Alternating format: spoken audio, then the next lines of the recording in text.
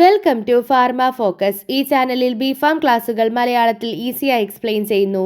Syllabus based explanation ആണ്. ഇതുപോലത്തെ helpful കണ്ടന്റ്സിന് വേണ്ടി please do like and subscribe.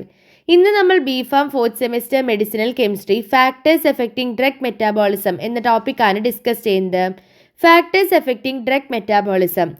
Rate of drug metabolism is crucial for the pharmacological action of a drug.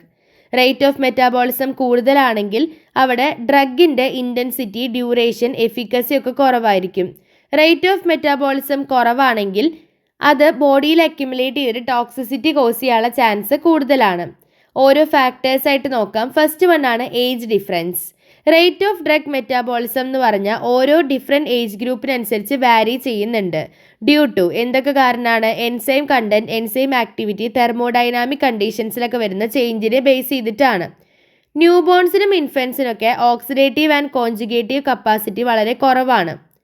നിയോനേറ്റ്സിൻ്റെ കേസിൽ, അതായത് 2 മാസം വരെ പ്രായമുള്ള കുഞ്ഞുങ്ങളാണ് നിയോനേറ്റ്സ്. അപ്പോൾ നിയോനേറ്റ്സിൻ്റെ കേസിൽ ഒരുപാട് ഡ്രഗ്സിൻ്റെ മെറ്റാബോളിസം അല്ലെങ്കിൽ ബയോ ട്രാൻസ്ഫോർമേഷൻ വളരെ മെല്ലെയാണ് നടക്കുക. എക്സാമ്പിളാണ് കഫീൻ. കഫീൻ എന്ന് പറഞ്ഞാൽ നിയോനേറ്റ്സിൻ്റെ കേസിൽ 4 days ആണ് ഹാഫ് ലൈഫ്. എന്നാൽ അഡൽട്ടിനോ അത് 4 മണിക്കൂറാണ്. ക്ലോറാംഫെനിക്കോൾ എന്ന് പറഞ്ഞാൽ ഇൻഫൻസിന് ഈ ക്ലോറാംഫെനിക്കോളിനെ ഗ്ലൂക്കറോണിക് ആസിഡ് കോൺജുഗേഷൻ ചെയ്യാൻ സാധിക്കില്ല. അങ്ങനെ അത് അക്യുമുലേഷൻ കോസ് ചെയ്തിട്ട് ഗ്രേ ബേബി സിൻഡ്രോം കോസ് ചെയ്യും.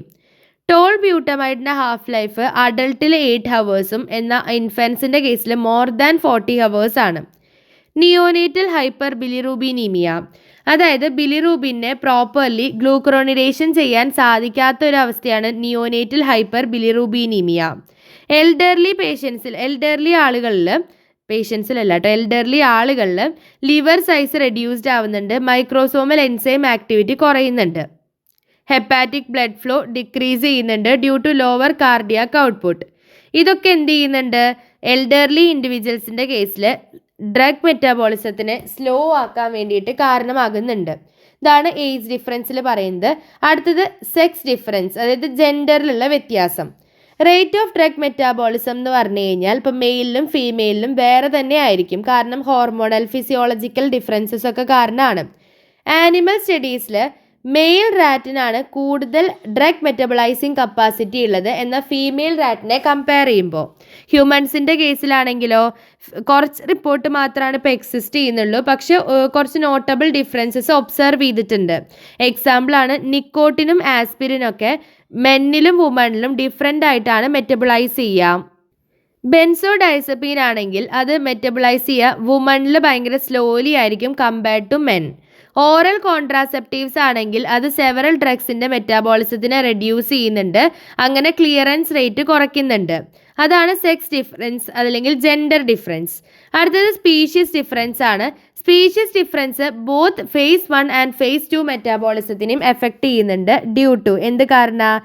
Variations in enzyme presence, activity or specificity കാരണം. ഇനി phase 1 ഡിഫറൻസസ് എന്തൊക്കെയാണെന്ന് വെച്ചാൽ ആംഫിറ്റമിൻ്റെ മെറ്റാബോളിസത്തിലുള്ള ചേഞ്ചസ് ഉണ്ടാവുന്നുണ്ട്. അതായത് 2 മെയിൻ പാത്വേ ആണ്, ഓക്സിഡേറ്റീവ് ഡിയാമിനേഷനും ആരോമാറ്റിക് ഹൈഡ്രോക്സിലേഷനും. റാബിറ്റ്സിലെ, ഹ്യൂമൻസിലെ, ഗുനിയാപിക്സിലൊക്കെ ഓക്സിഡേറ്റീവ് ഡിയാമിനേഷനാണ് പ്രിഡോമിനൻ്റ് ആയിട്ട് നിൽക്കുന്നത്. എന്നാൽ റാറ്റ്സിൻ്റെ കേസിൽ ആരോമാറ്റിക് ഹൈഡ്രോക്സിലേഷനാണ് മേജർ റൂട്ട്. phase 2 വരുന്ന ഡിഫറൻസസ് എന്ന് പറഞ്ഞു കഴിഞ്ഞാൽ സ്പെസിഫിക് ട്രാൻസ്ഫറേസ് എൻസൈമിൻ്റെ പ്രസൻസോ ആബ്സെൻസിനോ അതിനെ ബേസ് ചെയ്തിട്ടാണ് ഈ ഒരു phase 2 ഡിഫറൻസസ് കോസ് ചെയ്യുന്നത്. എക്സാമ്പിൾ, കാറ്റിന് ഗ്ലൂക്കറോണൈൽ ട്രാൻസ്ഫറേസ് ലാക്ക് ചെയ്യുന്നുണ്ട്. സോ എന്താണ്? കോൺജുഗേറ്റ് ഫിനോളിക് സീനോബയോട്ടിക്സിനെ കോൺജുഗേറ്റ് ചെയ്യുക സൾഫേഷൻ വഴിയാണ്. പിഗ്സിൻ്റെ കേസിൽ സൾഫേറ്റ് ട്രാൻസ്ഫറേസ് അവിടെ ഇല്ല, അതുകൊണ്ട് ഫീനോൾസിനെ കോൺജുഗേറ്റ് ചെയ്യുക ഗ്ലൂക്കറോണിഡേഷൻ വഴിയാണ്. ബെൻസോയിക് ആസിഡ് കോൺജുഗേഷൻ്റെ കേസിൽ മോസ്റ്റ് ആനിമൽസും എന്താണ്? ഗ്ലൈസിനാണ് ഇതിന് യൂസ് ചെയ്യുന്നത്. സെർട്ടൈൻ ബേർഡ്സ് ഒക്കെ ഓർണിത്തിൻ യൂസ് ചെയ്യുന്നുണ്ട് instead of glycine for conjugation. ഇതാണ് സ്പീഷീസ് ഡിഫറൻസിൽ വരുന്നത്. അടുത്തത് സ്ട്രെയിൻ ഡിഫറൻസ്. സ്ട്രെയിൻ ഡിഫറൻസ് ഇത് കൂടുതലായിട്ട് ഒബ്സർവ് ചെയ്യുന്നത് ബ്രീഡ് മൈസിലും റാറ്റ്സിലും ഒക്കെയാണ്. ജെനറ്റിക് വേരിയേഷൻസ് കാരണം ഡ്രഗ് മെറ്റബിളൈസിങ് എൻസൈംസിലുള്ള ജെനറ്റിക് വേരിയേഷൻസ് കാരണമാണ് ഇത് കോസ് ചെയ്യുന്നത്.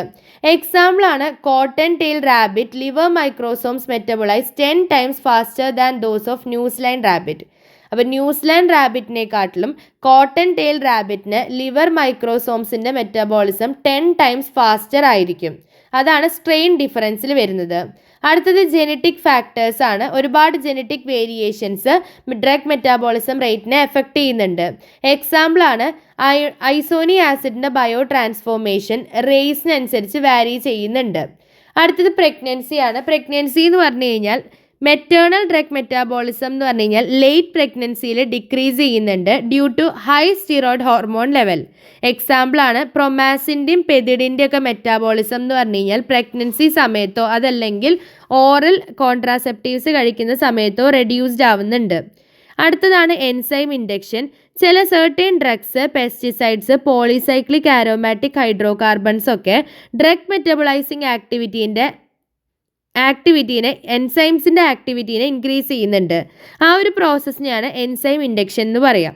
സെർട്ടൈൻ ഡ്രഗ്സും പെസ്റ്റിസൈഡ്സ്, പോളിസൈക്ലിക് ആരോമാറ്റിക് ഹൈഡ്രോ കാർബൺസിനൊക്കെ ഡ്രഗ് മെറ്റബോളൈസിങ് എൻസൈംസിൻ്റെ ആക്ടിവിറ്റി ഇൻക്രീസ് ചെയ്യാനുള്ള എബിലിറ്റി ഉണ്ട്. അതിനെയാണ് എൻസൈം ഇൻഡക്ഷൻ എന്ന് പറയാം. ഇൻഡ്യൂസേഴ്സ് ആണ് ഇവിടെ. ഇൻഡക്ഷൻ കോസ് ചെയ്യുന്ന ഏജൻസിനെ ഇൻഡ്യൂസേഴ്സ് എന്ന് പറയും.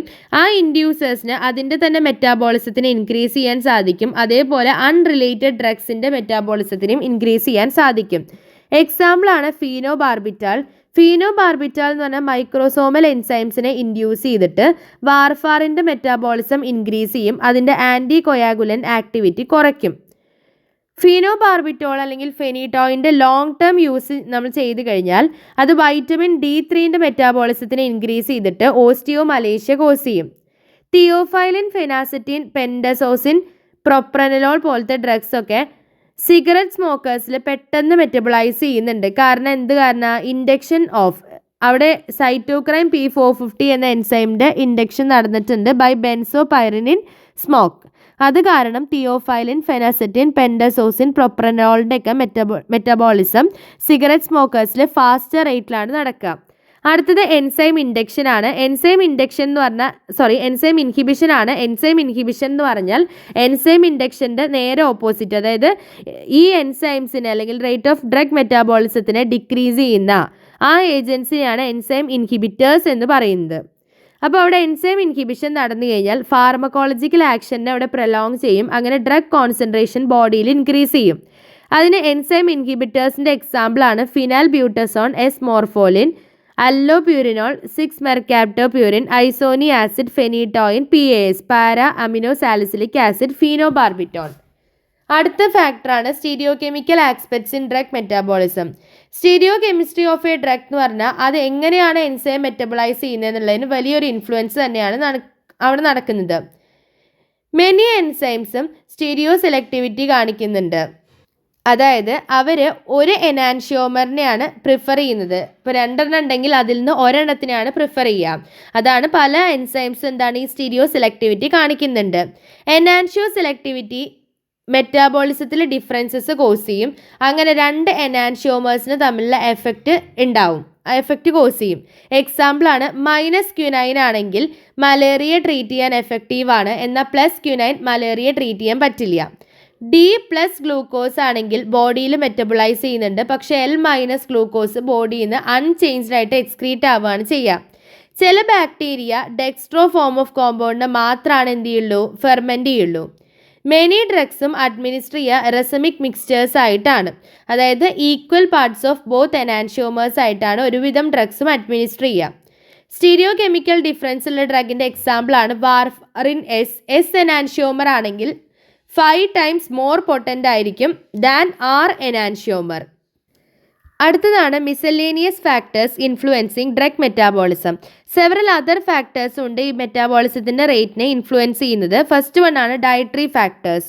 ഡയറ്ററി ഫാക്ടേഴ്സിൽ വരുന്നത് പ്രോട്ടീൻ കാർബോഹൈഡ്രേറ്റ് റേഷ്യോ, അത് എൻസൈം ആക്ടിവിറ്റീനെ ഇൻഫ്ലുവൻസ് ചെയ്യുന്നുണ്ട്. ഹൈ പ്രോട്ടീൻ ഡയറ്റ് ആണെങ്കിൽ ലിവർ എൻസൈം ആക്ടിവിറ്റീനെ എൻഹാൻസ് ചെയ്തിട്ട് മെറ്റാബോളിസം ഇൻക്രീസ് ചെയ്യും. സെർട്ടൈൻ ഫുഡ്സ്, അതായത് ഗ്രേപ്പ്, ഫ്രൂട്ട് ജ്യൂസ് പോലെയുള്ള സെർട്ടൈൻ ഫുഡ്സ് ആണെങ്കിൽ അത് ഡ്രഗ് മെറ്റബോളൈസിങ് എൻസൈമിനെ ഇൻഹിബിറ്റ് ചെയ്യുന്നുണ്ട്.